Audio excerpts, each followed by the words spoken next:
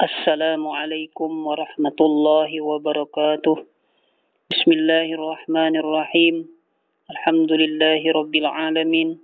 Wa bihi nasta'inu ala umuri dunya waddin. Wa ala alihi wa sahbihi ajma'in, amma ba'du. Anak-anakku pada santri kelas 11 yang berbahagia, pada kesempatan kali ini insyaallah kita akan memulai pembelajaran mata pelajaran At-Tarbiyah wa Ta'lim, yang mana akan kita mulai pada halaman 9 yang judul besarnya mengenai Aqsamut Tarbiyah, bagian-bagian tarbiyah, bagian-bagian pendidikan. Tuqassamu tarbiyatu 'adatan ila salasati aqsamin. Tarbiyah itu dibagi biasanya kepada 3 bagian. Pertama, ada yang namanya tarbiyatun aqliyah, pendidikan yang bersumber atau didasarkan kepada akal. Yang kedua, tarbiyatun jismiyah, pendidikan yang sifatnya lebih kepada fisik, jasmani, pendidikan jasmani. Yang ketiga, tarbiyatun khuluqiyah, pendidikan yang sifatnya adalah akhlak, tingkah laku, moral. Untuk bagian yang pertama, kita akan membahas mengenai at-tarbiyatul aqliyah. Apa itu at-tarbiyah al-aqliyah? Pendidikan secara akal adalah hiya tarkiyatul aqli wa tadribuhu tadriban muntaziman ala tafkiris sahih. Jadi kata beliau di sini, pendidikan secara akal itu adalah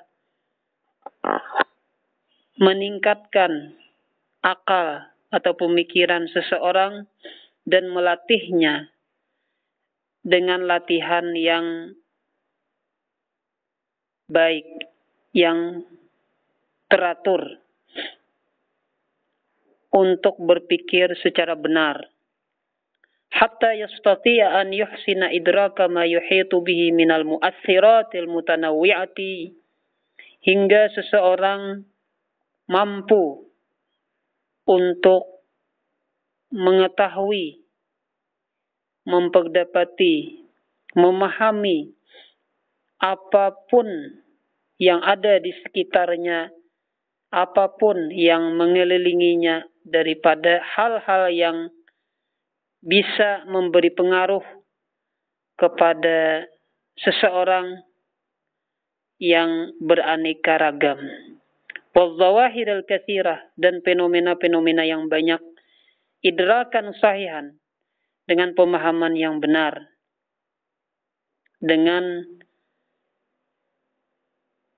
wa yakunu hukmuhu 'alaiha sadidan, dan penilaian seseorang tadi kepada hal-hal yang bisa mempengaruhi kepada pribadinya dan lain sebagainya, dan fenomena-fenomena yang berbagai macam yang banyak yang terjadi di sekelilingnya itu, penilaiannya terhadap itu semua menjadi tepat, menjadi benar.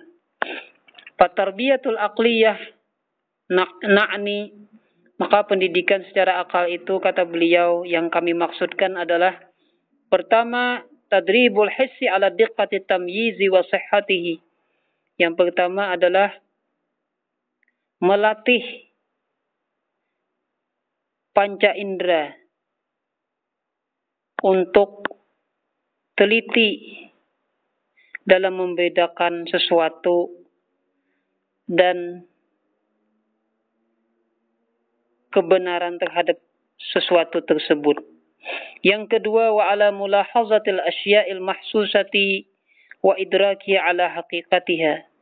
Dan terhadap meneliti, memperhatikan apapun sesuatu yang bisa diraba dengan panca indera dan memahaminya secara sebenarnya. Yang ketiga adalah tanzimuz dzakirah wa tazwiduha bil ma'lumatin nafi'ah. Yang ketiga adalah mengatur ingatan seseorang, menata, menyusun ingatan seseorang, dan membekalinya dengan pengetahuan, dengan informasi yang berguna. Yang keempat, bitaqwiyatit takhayyul wa tahdzibihi, dengan menguatkan daya khayal dan meluruskannya. Idzit takhayyulu akbaru amilin fil ibtikari wal ikhtira'. Karena daya khayal itu adalah faktor terbesar dalam hal menciptakan, menemukan sesuatu hal yang baru. Yang kelima, bita'widit tifli at-tafkir al-munazzama wa tahbibil amal al-aqli ilaihi. Yang kelima adalah dengan membiasakan anak berpikir secara terkonsep, secara baik, secara teratur.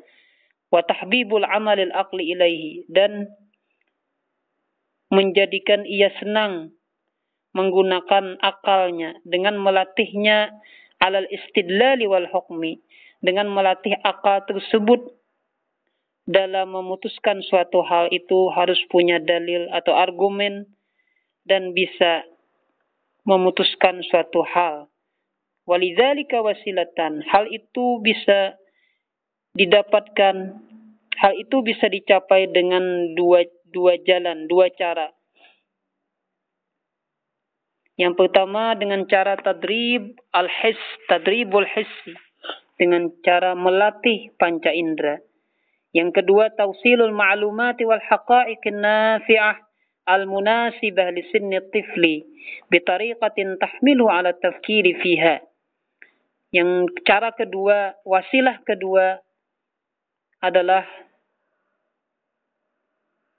menyampaikan tausil, menyampaikan maklumat, menyampaikan berbagai macam informasi, pengetahuan, dan kebenaran-kebenaran yang berguna, yang sesuai bagi umur seorang anak, usia seorang anak, bitariqah, dengan cara atau jalan yang membuat anak tersebut bisa berpikir atau memikirkan tentang maklumat dan haqa'iq an-nafi'ah yang sesuai bagi umurnya tersebut. Wa tarbiyatu la takunu nafi'atan, dan yang namanya pendidikan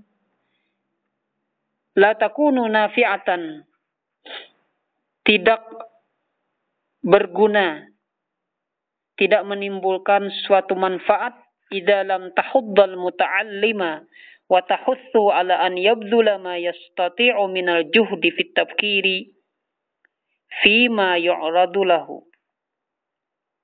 Pendidikan tidak mendatangkan manfaat apabila pendidikan tersebut tidak mendorong seseorang anak yang belajar dan memotivasinya untuk mengeluarkan, untuk mengoptimalkan apapun yang ia mampu ia optimalkan daripada segala jerih payahnya di dalam memikirkan fima yu'radu lahu, terhadap apa yang menimpanya, hatta yudrikahu ahsan idrak, hingga dia bisa mengenalinya, mengatasinya dengan sebaik-baiknya. Wa kullama kana al-muta'allimu muta'ammidan ala nafsihi fit tahsil, maka kapan saja seseorang yang belajar itu muta'ammidan ala nafsihi, serius terhadap dirinya, fit tahsil, dalam hal mendapatkan sesuatu, kana taraqqihil aqli asra'a wa atharuhu adwama, maka peningkatan pemikiran, peningkatan akal seseorang tadi bisa berkembang lebih cepat dan pengaruhnya pun lebih membekas, lebih dawam. Walaysa ilqa'ul ma'lumatil mukhtalifa 'ala al-muta'allim aw mujarradu 'inayatihi bistidhar bihifdhi ma yadrusuhu ma yudarrisuhu lahu al-mu'allim bikafin li tarqiyati aqlihi wa tadribihi. Maka terakhir di sini kata penulis, tidaklah menyampaikan berbagai macam maklumat, berbagai macam pengetahuan, informasi yang berbeda-beda kepada seorang anak yang lagi belajar, atau hanya sebatas memperhatikannya dengan ia tadi menghafal apa yang disampaikan, apa yang sedang diajarkan oleh seorang guru, itu cukup. Hal itu cukup untuk meningkatkan daya akalnya, daya pikirnya, dan melatih akalnya tersebut untuk berpikir. Kiranya ini saja dulu yang bisa Mu'allim sampaikan pada pertemuan kita yang pertama ini untuk kelas 11 dalam materi tarbiyah wa ta'lim. Salah hilap mohon maaf. Wassalamualaikum warahmatullahi wabarakatuh.